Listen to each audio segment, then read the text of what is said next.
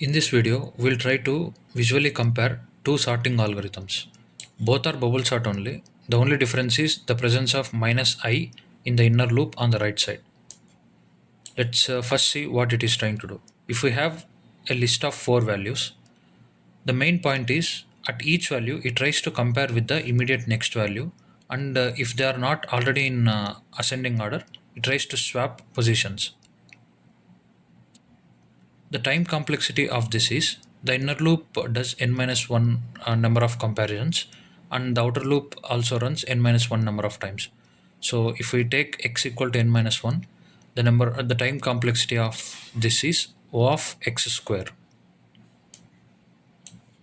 Coming to right, the purpose of this minus I is for each iteration of this outer loop, the inner loop's length keeps getting diminished. For example, when I equal to 0, the number of iterations this inner loop does is n minus 1. When I equal to 1, it does n minus 2 number of comparisons. When I equal to 2, it does n minus 3 comparisons. So on until 1. In short, the total time complexity of this is 1 plus 2 plus 3 until n minus 1.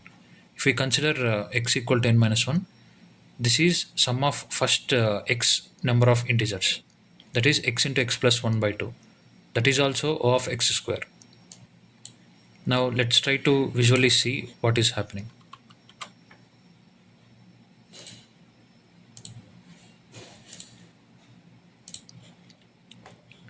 Left side is the code which doesn't have minus I, right side is the code which has minus I.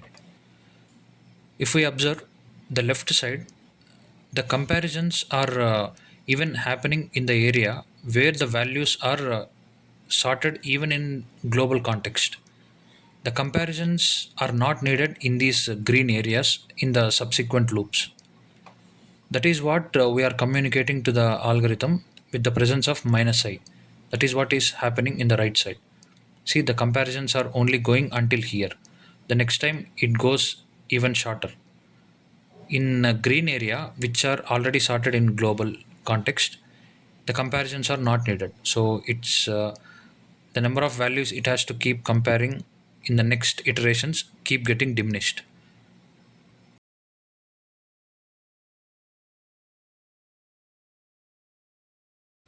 If we want to truly appreciate the advantages that this minus I provides in terms of time complexity, let's see what happens if we scale up the number of values that we have to sort. For example, if we have to sort 1 billion records, the number of comparisons in each round is this many, and without the presence of minus I, it has to do these many comparisons to properly sort each and every value.